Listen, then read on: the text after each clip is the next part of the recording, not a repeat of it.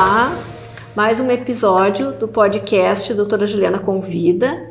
Hoje nós temos a brilhante presença da minha amiga nutricionista que trabalha no meu consultório, a Silvia Kretschmer, que eu agora já sei falar certo o nome dela.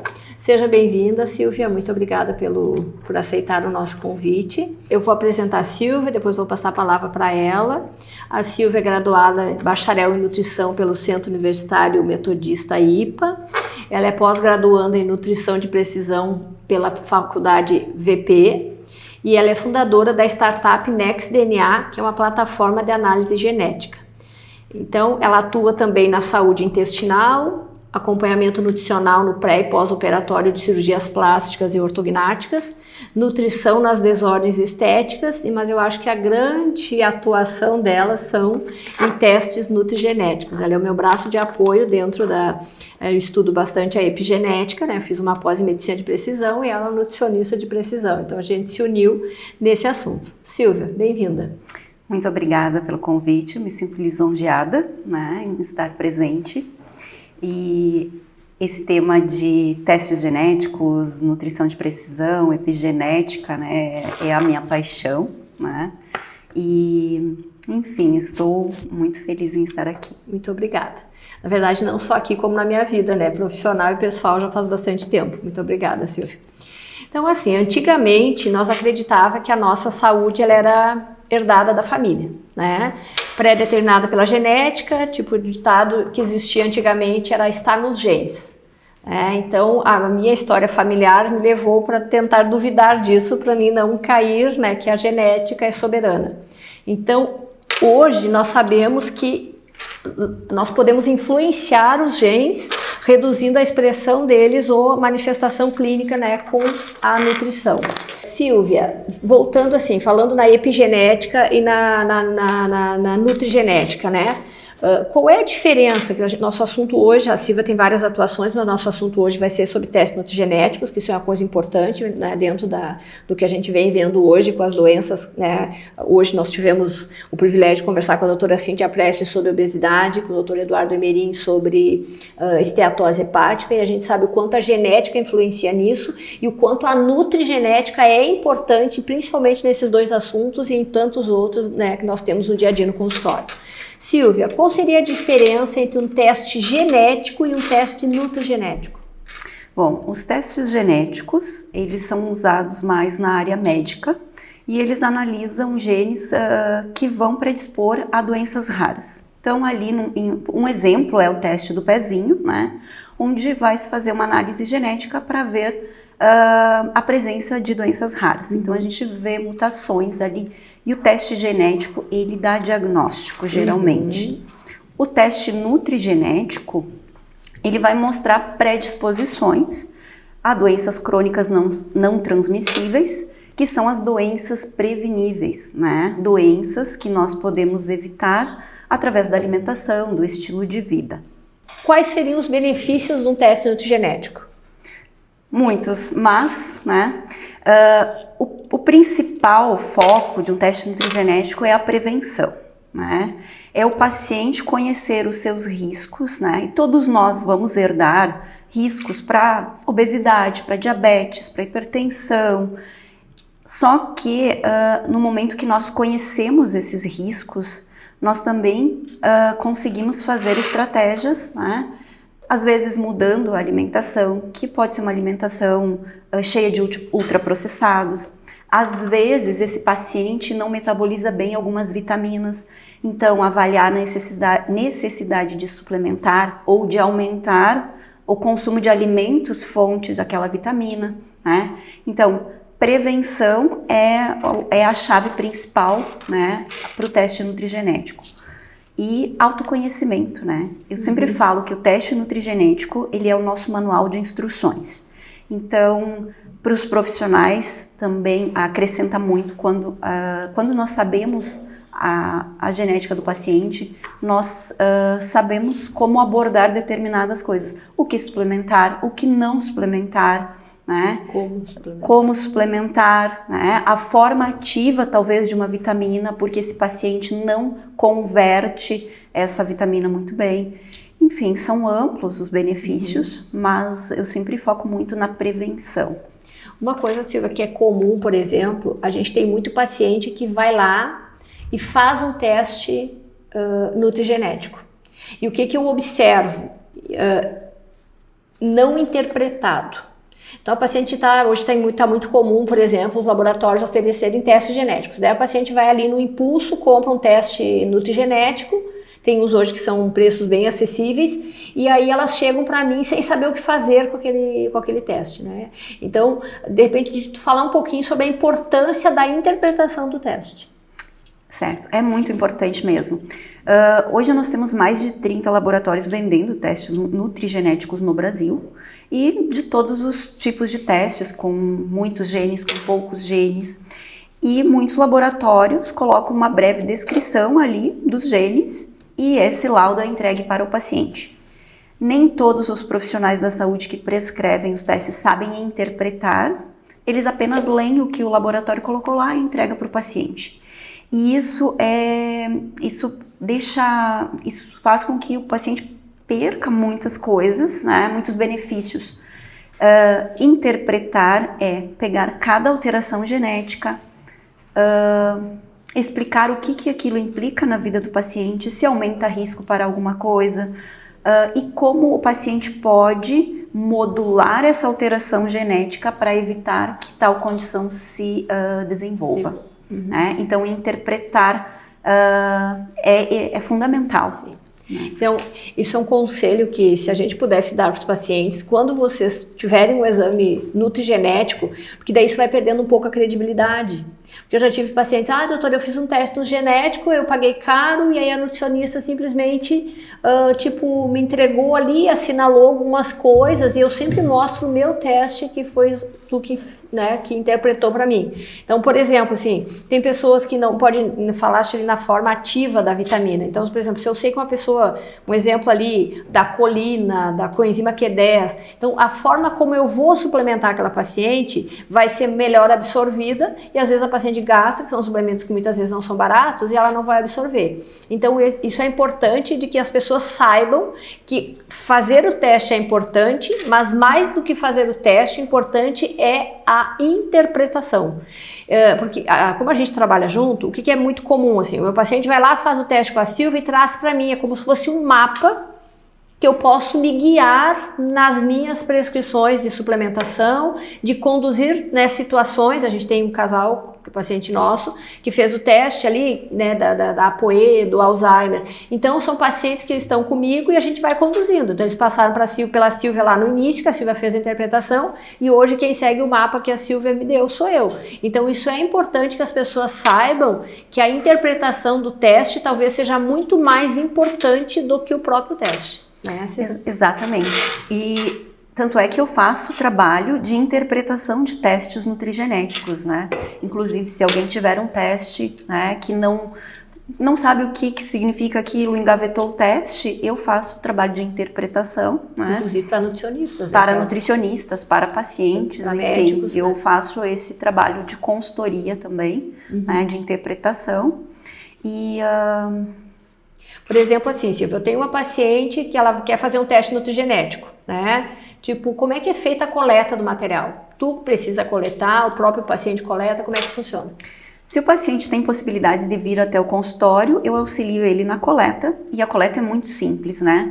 A gente usa suaves, que são cotonetes, para coletar células bucais e saliva. Então, faz um esfregaço leve na parte interna da bochecha, coleta o material genético e isso é enviado para o laboratório, né?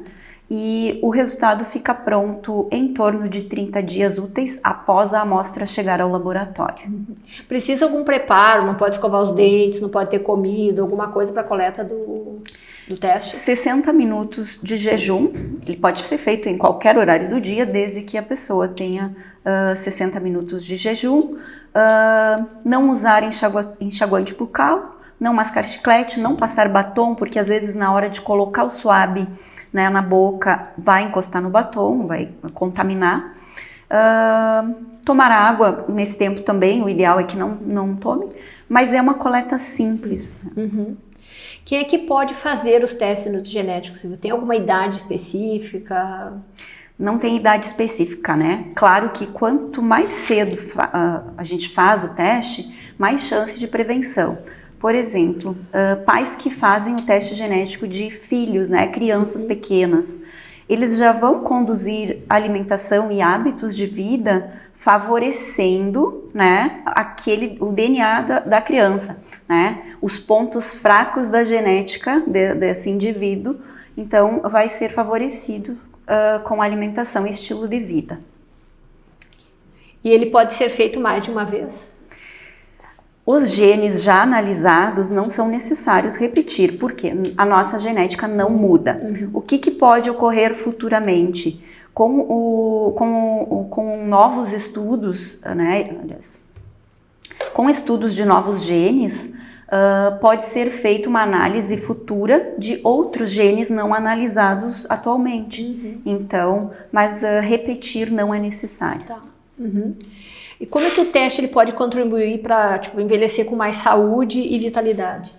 Bom, de várias maneiras, porque hoje a gente pensa assim, quero viver mais tempo, né? E fala-se tanto em longevidade, mas o que a gente mais vê são pessoas vivendo por mais anos, mas as pessoas muito doentes, né? Polimedicadas. E o teste nutrigenético, mesmo que tu faça com 50 anos, com 60 anos, sempre tu consegue fazer abordagens para melhorar os teus hábitos, focando na tua genética, né? Então, envelhecer com saúde é o grande benefício, né, do teste também.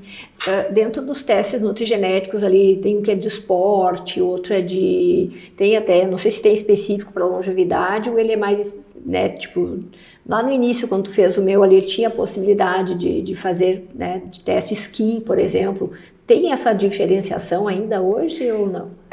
A maior parte dos testes traz alguns perfis de longevidade, né? Só que não é determinante, né? Ter um resultado genético que diga talvez que tu não tenha uma predisposição para a longevidade, se os teus hábitos forem bons. Não, se forem bons, tu tem mais chance de chegar na longevidade. Então, assim, a genética, ela não é a sentença, ela não consegue modular isso com hábitos de vida.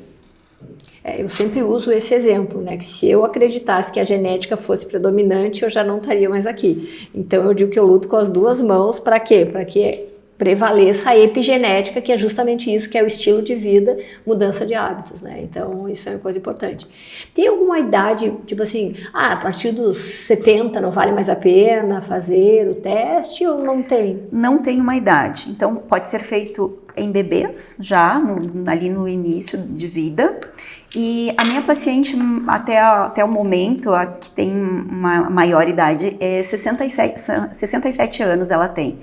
E quando ela chegou para mim para fazer o teste, ela me disse que se ela vivesse só mais 5 anos, ela queria viver da melhor maneira possível. Ela queria otimizar a genética dela. Que legal. Então não tem um tempo, uma idade, né? Silvia, como é que o teste genético ele se relaciona com a personalização da dieta? Um plano alimentar, ele pode ser personalizado conforme o resultado genético. Por exemplo, vemos em um teste genético que o paciente um teste nutrigenético, onde o paciente absorve mais gordura do que outras pessoas. Então, este paciente, né, ele já vai ter a indicação de um plano alimentar com uma redução de gorduras. Ou eu recebo um resultado de um paciente ali que tem um prejuízo no transporte de zinco. Eu vou priorizar para esse paciente alimentos ricos em zinco. Ele precisa consumir esses alimentos diariamente. Se o paciente apresenta alteração nos genes que fazem a detoxificação hepática. Então, quais são os nutrientes que auxiliam na detoxificação, né? Então, hoje a gente sabe que, por exemplo, sulforafano é considerado, inclusive, um anticâncer que vai auxiliar, né, naquela genética falha de detoxificação. Então, a dieta, né, o plano alimentar, ele vai ser personalizado para cada paciente conforme os resultados genéticos. E aí eu não gosto muito do termo dieta, né? Eu acho que todos precisam adotar um padrão alimentar saudável, de preferência um padrão alimentar que favoreça a nossa genética, né? Porque dieta é algo que é para momentos, é para uma doença, é para uma estratégia. Silvia, tu falaste ali do sulforafano, né? No meu teste apareceu o polimorfismo ali na detoxificação hepática. Por exemplo, assim, dos estrogênios. Ali no meu caso veio a alimentação que eu teria que cuidar, né? Tipo, carne muito passada, torrada. Então, isso é um exemplo do que um teste nutrigenético pode nos ajudar, né? Sim. O perfil de detoxificação, ele é muito relevante. E quando temos falha em alguns genes que detoxificam carcinógenos, poluentes, né, nós temos que otimizar essa detoxificação através de alimentos, através de suplementos e principalmente o paciente precisa evitar o contato com essas substâncias que o nosso corpo não tem uma capacidade total de detoxificação. Por exemplo, churrasco. A carne vermelha não é o grande problema, e sim toda aquela fumaça que gruda, que fica ali na carne vermelha, e as crostas muito escuras, né? Que eu diminui depois que tu, né, que é como se fosse um carvãozinho, aquilo ali é uma coisa que realmente seria, aquilo ali produz, né, toxinas, que são difíceis de detoxificação no fígado. Depois que tu fizeste meu teste, eu diminui muito a ingesta desse tipo de carne, né? Exatamente. Inclusive não precisa só o churrasco, né, às vezes o grelhado demais, né? O pão torrado demais, as pessoas que acham que assando os vegetais lá no espeto é a melhor maravilha, aí fica aquelas partes escuras e ela come. São substâncias que não são boas para a gente ingerir, ainda mais quando há alteração, né, nesse perfil de detoxificação. Silvia, os benefícios de integrar, por exemplo, os testes, que é o que a gente vem fazendo hoje, de integrar os testes nutrigenéticos com os exames bioquímicos, por exemplo, e os sintomas do paciente.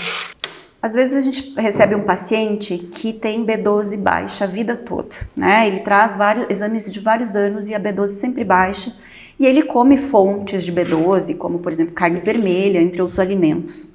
E aí, quando nós vemos o resultado genético, a gente consegue entender que provavelmente nesse paciente, né, a gente vê ali alteração em genes responsáveis pela absorção da B12. Então precisamos entrar com suplementação muitas vezes, porque na alimentação esse paciente não vai conseguir absorver bem.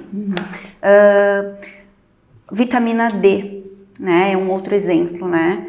Além das pessoas estarem mais afastadas do sol hoje, muitas pessoas não vão se beneficiar do sol para ter níveis ideais de vitamina D, porque genes alterados lá na síntese de vitamina D, né? Então, às vezes, não adianta mandar o paciente tomar sol se ele tiver prejuízo em genes da síntese dessa vitamina, vai ser muito difícil ele aumentar os níveis com o sol.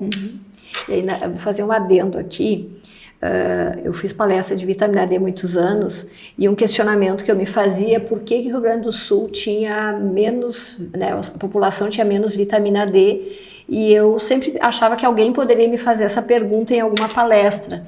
Qual era o lugar do Brasil que a população mais tem vitamina D? É Salvador e Recife. Então, o que nós temos, além de a gente estar mais aqui ao sul, e não é só nós, lá no norte nós temos também a população com baixa vitamina D. Hoje já está se suplementando, mas na época que eu comecei a estudar vitamina D, há uns 15 anos atrás, então cada linha que a gente sobe ou desce da linha do Equador, os raios que eles seriam de cima para baixo, eles começam a ser laterais. Então, se a gente mandar o paciente tomar sol aqui no Rio Grande do Sul, isso é pior ainda, né? Se o paciente já tem uma deficiência na metabolização da vitamina D, então essa é uma orientação que eu sempre brinco com os pacientes, né? Se for tomar sol lá em cima, na linha do Equador, seria interessante. Tem um estudo do Michael Holick, que foi um médico que sintetizou vitamina D em laboratório. Eu tive o prazer de me encontrar com ele 3 vezes. Ele fez um estudo em pescadores na linha do Equador, que eles pescavam só de bermuda. Porque a gente vê muitas pessoas assim, para absorver vitamina D tem que ficar com a barriga exposta, com as pernas expostas, ossos longos expostos. E nesse trabalho dele, nesse estudo dele, a média da vitamina D desses pacientes era 146, né? E eles estavam só com, né, o tronco, né, e os braços expostos. Um adendo aí da vitamina D, que é um assunto que eu gosto bastante. Silvia, isso é uma pergunta que eu vou fazer para ti, porque eu já sei a resposta, porque eu tenho o privilégio já de ter alguns anos já disponível isso em alguns pacientes, porque hoje já até melhorou bastante em relação a custo, né?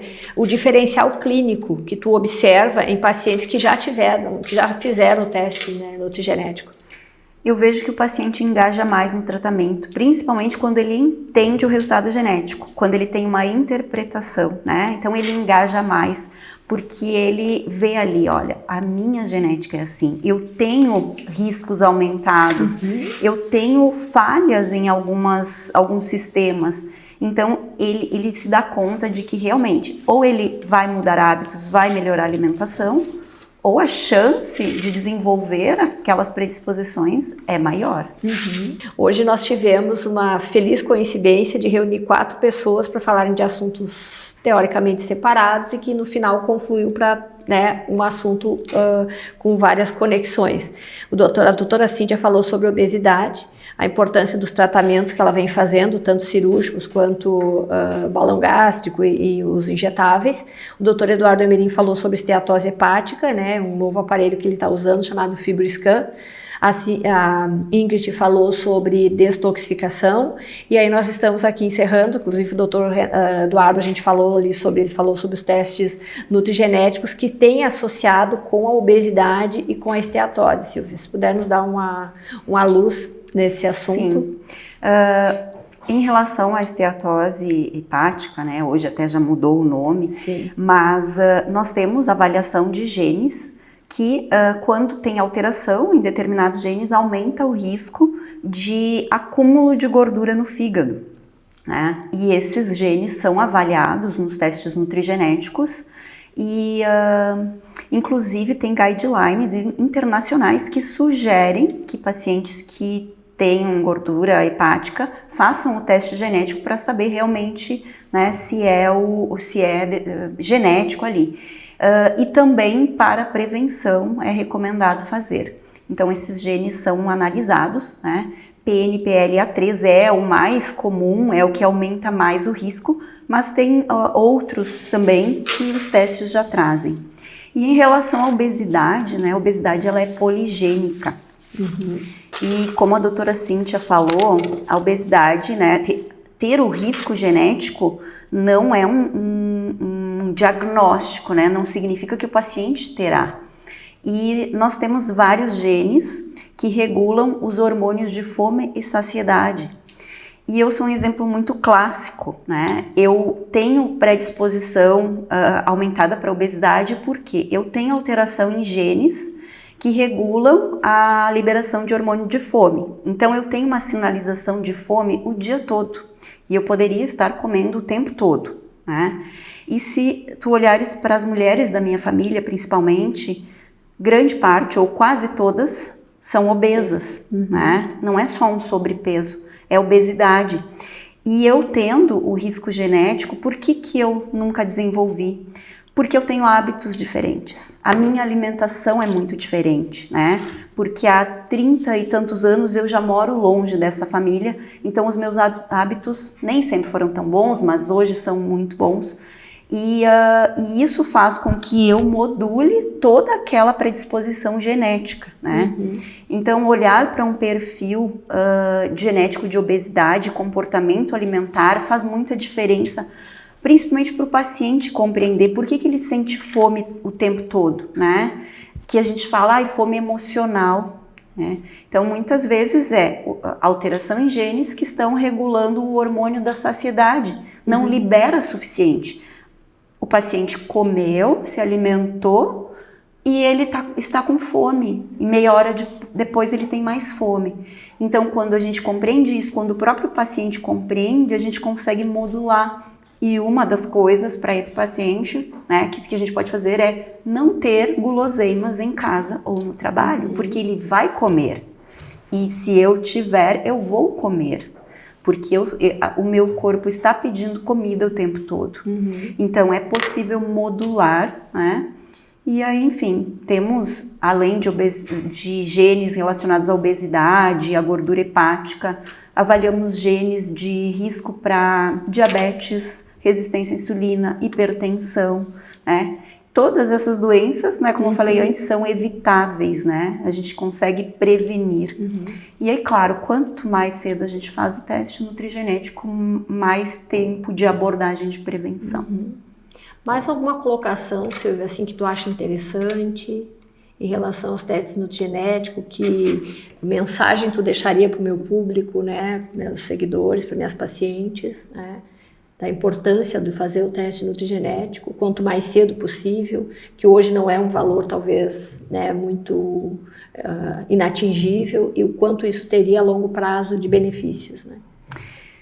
Eu sempre sugiro aos meus pacientes fazerem o teste e, além de me ajudar nas condutas, né, é o paciente que vai se conhecer, ele vai entender muitas coisas sobre comportamento, né, sintomas, etc.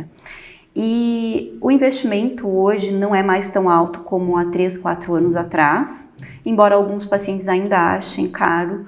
E aí eu sempre falo assim, ó, você deixa de jantar fora 2, 3 vezes no mês e você paga uma parcela. Aquela bolsa de 3, 4 mil reais vai pagar o teste para toda a família, né? Então, assim, é uma questão de escolher as prioridades, né? Silvia, por exemplo, eu tenho uma paciente que ela quer fazer o teste, ela precisa passar por consulta contigo ou a nutricionista dela pode entrar em contato contigo? Como é que funciona? Não, o paciente não precisa fazer consulta comigo para fazer a coleta. Se ele já tem um nutricionista ou ele, às vezes o paciente só quer fazer o teste nutrigenético e naquele momento ele não quer fazer um acompanhamento nutricional. Então, ele pode agendar comigo um horário para coleta, né? Eu faço toda a orientação ali de preparo, nós fazemos a coleta, o resultado vem e aí ele pode optar se ele quer a devolutiva, onde eu faço a correlação do resultado genético com o histórico pessoal dele, com queixas, e ele pode ir lá para a nutricionista dele ou para a médica com tudo isso pronto, né? Então não tem a necessidade de fazer acompanhamento nutricional comigo. Pode fazer somente a parte genética e o acompanhamento com o profissional que a pessoa já faz acompanhamento. Porque hoje tu já tem essa startup ali dos testes, né? Que tu já tem nutricionistas parceiras que elas utilizam a plataforma. Tem. Bom, a NextDNA é uma plataforma de análise genética, então tenho parceria com médicos e nutricionistas que usam essa plataforma para gerar laudos nutrigenéticos e então o paciente às vezes ele entra em contato comigo para gerar o laudo e ele faz a conduta lá com o seu profissional ou o profissional mesmo faz a coleta do teste lá no consultório e compra o laudo na plataforma NextDNA. Aí é fácil de acessar. É fácil de acessar. Tem um site assim da Nex. Tem site, nextdna.com.br, mas eu sempre falo, entrem em contato comigo, porque eu oriento, eu às vezes acabo fazendo até uma explicação maior dos testes, sugerindo outras possibilidades. Então eu dou esse suporte para profissionais e também para pacientes. Silvia, muito obrigada pela tua participação. Como é que o meu público, as minhas pacientes podem te encontrar?